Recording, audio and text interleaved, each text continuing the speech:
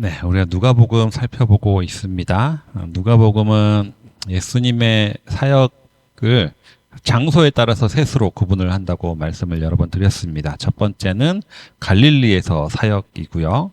갈릴리에서는 주로 이제 많은 무리들을 이스라엘 백성들을 대상으로 사역하셨습니다. 병자들을 고치시거나 귀신을 쫓아내시거나 이적을 일으키시고 산상수훈과 같은 놀라운 말씀을 가르치시는 놀라운 일들을 하신 곳이 갈릴리였습니다.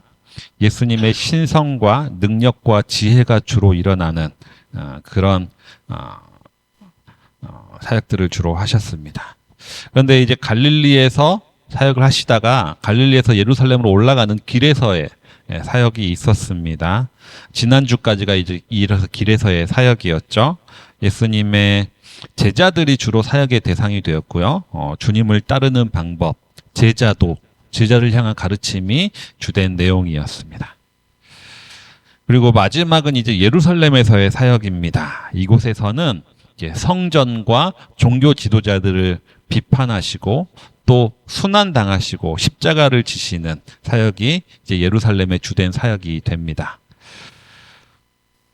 어떻게 보면 예루살렘의 사역이 예수님 생애의 하이라이트라고 볼 수가 있는데요. 우리가 지난주까지는 예루살렘에 올라가는 길에서 있었고 이제 오늘부터 예수님의 예루살렘 사역이 본격적으로 시작이 된다고 볼 수가 있겠습니다. 오늘은 그 첫 이야기인데 예수님이 예루살렘에 입성하시는 장면입니다.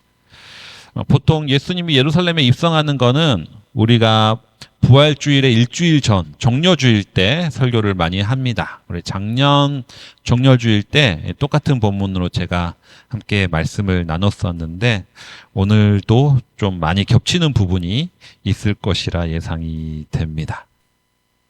일단 예수님이 예루살렘에 입성하실 때 분위기를 이해하려면 이때가 어느 시기인지를 아는 것이 중요합니다. 이때가 어느 시기였냐면 6월절이라는 절기를 앞두고 있었을 때입니다. 6월절이 어떤 때냐? 이스라엘의 가장 큰 3대 절기 중에 하나인데요. 이스라엘이 애굽의 노예로 있다가 이집트의 노예로 있다가 탈출한 것을 기념하는 절기가 바로 6월절입니다.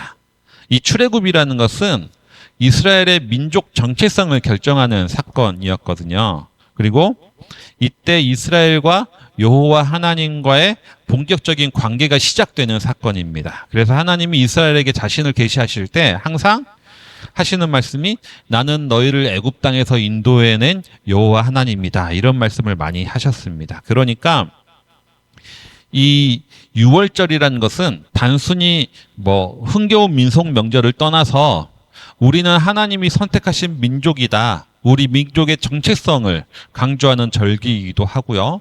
또 애굽에서 노예로부터 해방된 날이기 때문에 또 우리나라로 치면 광복절과 비슷한 의미라고 생각하시면 되겠습니다.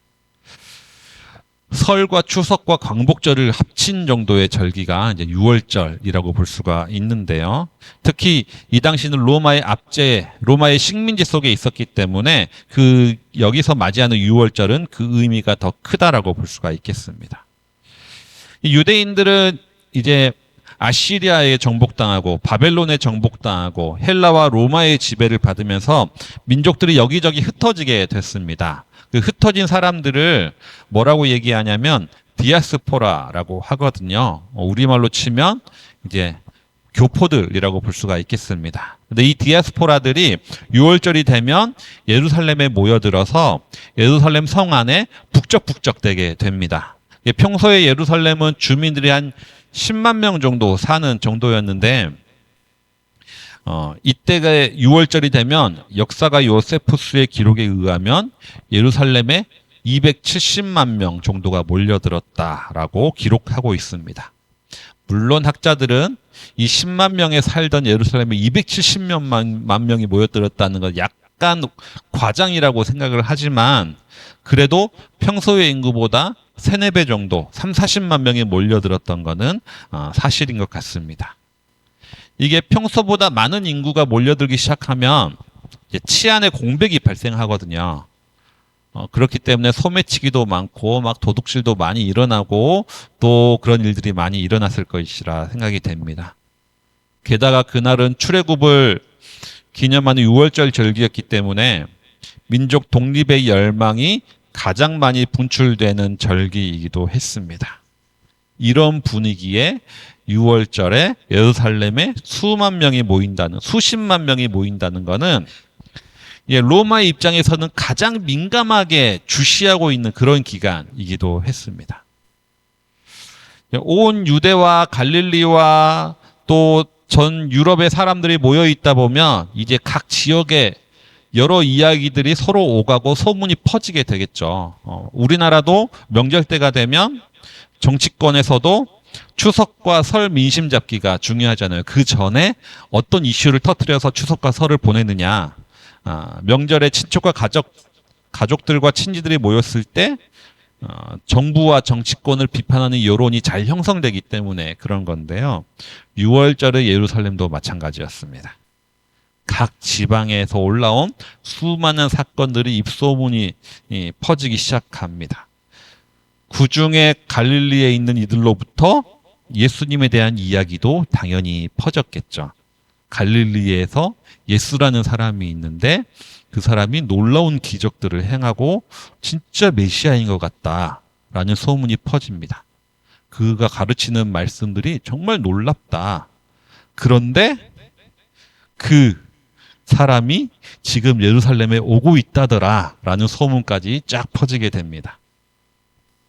로마의 압제 속에서 식민지 백성들의 그 신음하는 가운데 나라의 독립을 기념하는 6월절을 맞았으니까 이때의 예수님의 소문, 메시아일지도 모른다는 예수님의 소문은 그 어떤 소문보다 인기 있고 관심이 가는 주제였습니다. 독립의 열망으로 가득 찬 수많은 유대인들과 6월절이라는 평소에 서너 배가 많은 사람들이 모인 민족 절기에다가 메시아일지도 모르는 한 사람이 예루살렘에 입성한다는 거는 이거는 이제 예수님의 입성 당시 분위기가 어떠했을지를 모두 다 추정할 수 있게 되는 거죠. 이러한 분위기가 한참 무르익었을 때 이제 예수님이 입성을 하십니다. 그것도 그냥 평범하게 입성하는 것도 아니고 구약에서 예언한 대로 나귀 새끼를 타고 예루살렘에 입성하십니다. 그러니까 그 장면을 바라보는 유대인들은 환호와 절대적인 지지를 보낼 수밖에 없는 거죠. 온 성이 떠들썩하고 요란한 분위기에 사람들이 구름대같이 몰려있는 그 광경은 아마도 우리나라 광화문에 사람들이 모여 있었던 때 월드컵 때나 대통령 탄핵 때나 그때의 분위기가 형성되었을 겁니다. 그리고 예수님을 따라오는 제자들과 무리들이 큰 소리를 지르는 거죠. 복되시도다. 주님의 이름으로 오시는 임금님. 하늘에는 평화, 지극히 높은 곳에는 영광이라고 큰 소리로 소리를 지르기 시작합니다.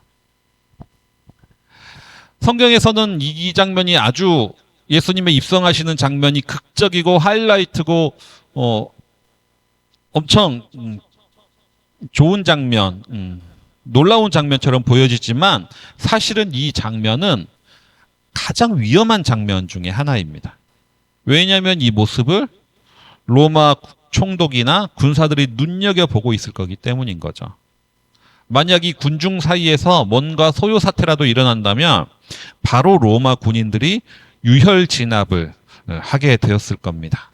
우리가 지난주에도 말씀 나눴지만 헤롯 아켈라오가 3,000명을 죽인 시기도 바로 6월절에 예루살렘에서 있었던 일입니다. 반역을 꾀했다는 명목으로 있었던 거죠. 그러니까 6월절이라는 민족 대명절에 예루살렘이 당장이라도 피바다가 될 수도 있는 그러한 위험도가 있는 사건이었던 거죠. 그러니까 그 중에 바리새인 몇 명이 예수님한테 요청합니다. 제발 당신들 제자들 소리 좀 지르지 말게 해달라고. 제발 조용히 좀 하게 해달라고. 이렇게 요청하는 거죠. 그때 예수님이 뭐라고 대답하시느냐. 이 사람들이 잠잠하면 돌들이 소리 지를 것이다. 라고 대답을 하십니다. 돌들이 소리 지른다. 보통 이 발언을 해석할 때 이 사람들이 나를 찬양하지 않으면 돌들도 나를 찬양할 것이다. 이런 식으로 해석이 되는 본문이기도 합니다. 하지만 여기서 돌들이 소리를 지른다는 것은 찬양한다는 의미, 예수님을 높인다는 의미가 아닙니다. 여기서 소리 지르는 단어는 헬라어로 크라조라는 단어인데 우리가 영어 크라이의 원어거든요. 소리를 질러서 고발하다, 통곡하다, 탄원하다라는 뜻을 가지고 있습니다. 즉 돌들이 소리 지른다는 것은 돌들이 찬양한다는 의미가 아니라 돌들도 본인이 당한 압제에 대해서 고발할 것이다. 돌들도 부당함에 대해서 고발할 것이고 억울함에 대해서 탄원할 것이고 외칠 것이다 라는 의미인 겁니다.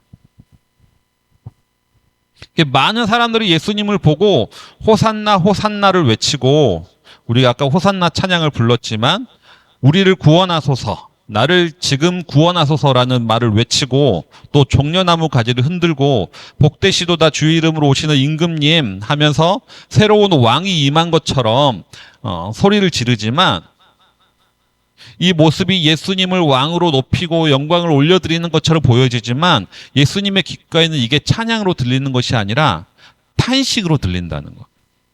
억눌린 자의 탄식으로 들리고 억울한 자의 탄원으로 예수님의 귓가에 들린다는 겁니다. 로마의 압제에 대한 한풀이의 소리로 예수님의 귓가에는 들린다는 거죠. 그러니까 이것까지는 막지 말아라. 이것까지 못하게 하면 얼마나 답답하겠느냐. 얼마나 그 뼈에 사무치겠느냐. 그것 때문에 돌들도 소리 지를 것이다. 예수님은 이렇게 대답을 하신 거죠. 합리적으로 생각하면 바리새인 말이 맞습니다. 어차피 로마 지배는 계속 될 것이고 그렇다고 뭐 독립전쟁 해가지고 로마 군대를 이길 수 있는 그런 힘이 있는 것도 아니고 괜히 시끄럽게 해서 질서 어지럽혀가지고 로마인들 눈밖에 나면 좋을 게 하나도 없는 거죠. 오히려 탄압당하고 더 큰 고통과 압제만 당하게 될 뿐입니다. 특히 이렇게 무리가 시끄러워지고 로마군이 개입하게 되면 누가 주동자로 타겟이 되겠습니까? 예수님이 주동자가 돼서 잡혀 들어갈 게 뻔합니다. 떠들면 떠들수록 예수님이 위험해집니다. 그런데 그럼에도 불구하고 예수님은 이들이 소리를 지를 수 있도록 내버려둬라. 이들이 자신의 억울함과 분노를 표현할 수 있도록 놔둬라. 질서 유지한다는 명목 아래 가만히 숨죽이고 살라고 강요하지 말아라. 이들도 자신의 목소리를 내도록 해줘라. 라고 예수님은 말씀하고 계시는 거죠. 우리가 살아가는 이 사회는 이런 억울함을 대체로 표현하지 못하게 하는 나라이고 사회인 것 같습니다. 여성이 회사에서 뭐 성희롱이나 성추행을 당하거나 억울함을 호소하면 왜 그런 일로 회사 시끄럽게 하느냐라는 핀잔을 댔습니다. 학생들이 학교에서 뭔가 부당한 대우를 당하고 폭력을 당하면 대부분의 학교는 이미지 안 좋아질까봐 쉬쉬하고 덮기에 급급합니다. 군대에서 부당한 업무 지시에 순종하다가 충성하다 목숨을 잃어도 그것에 대해서 문제 제기하는 사람을 항명죄로 잡아넣는 곳이 한국 사회입니다. 노동자가 자신의 생존권을 위해서 장애인들의 이동권을 주장하기 위해서 소란을 피우고 질서 유지를 해치는 것을 우리는 용납하지 못합니다. 다 불법으로 규정하는 나라를 살고 있습니다. 우리는 억울한 사람의 탄원을 듣기보다는 질서 유지하는 것에 급급한 사회를 살고 있습니다. 스레드에도 보면 많은 사람들이 교회의 부당한 일에 대해서 쓰는 글들이 있으면 또 그런 거 쓰지 말라고 하는 사람들도 많이 있습니다. 교회의 덕이 안 된답니다. 그냥 억울한 일 있으면 하나님과 개인적으로 해결할 것이지 왜 여기다 이런 글을 쓰느냐라고 말하는 이들도 있습니다. 하지만 예수님은 그렇게 말씀하지 않는 거죠. 이들이 소리를 지르게 내버려 두라는 겁니다. 지를 수 있도록 해 두라는 겁니다. 이들이 말 못하고 답답해하면 돌들이라도 소리 지르게 할 거라는 거죠. 예수님의 마음이 이러합니다.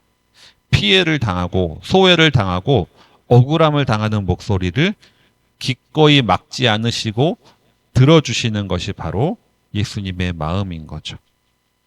그렇기 때문에 예수님은 참 평화의 왕이 되십니다. 겉으로 보이는 질서 유지가 평화가 아닙니다.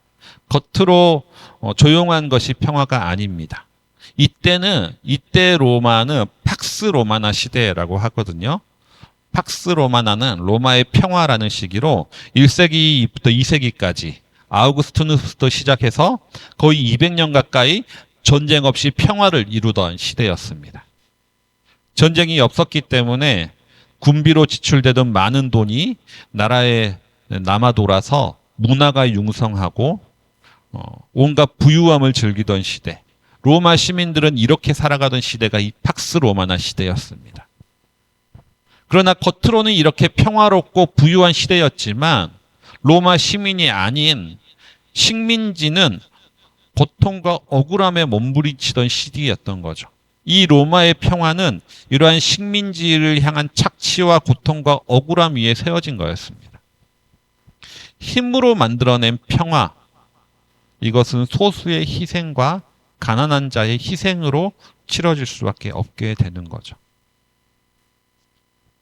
제가 청년들하고 단기선교를 갈 때 단기선교 팀을 꾸릴 때 항상 하는 말이 있습니다.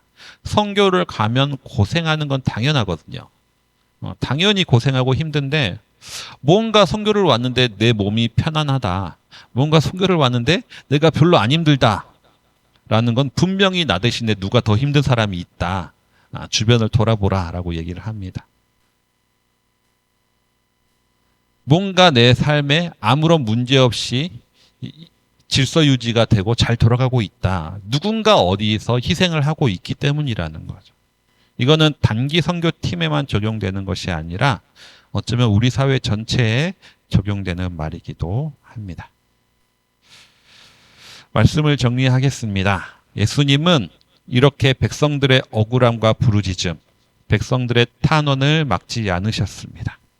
예수님이 참 평화의 왕이 되시는 이유는 질서 유지를 하셨기 때문이 아니라 겉으로 보이는 전쟁을 막았기 때문이 아니라 모든 이들의 마음에 한 명도 소외 없이 평안을 주시는 분이시기 때문입니다.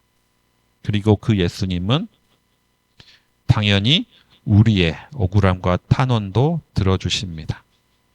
우리가 추구해야 될 평화는 무엇인가 한번 생각해 봐야 합니다. 겉으로 추구하는 평화가 아니라 예수 그리스도와 같이 참 평화의 길을 걸어가시는 우리 모든 성도님들 되시기 바랍니다. 주신 말씀 기억하시면서 내일을 바라오며 기도 함께 해드리겠습니다.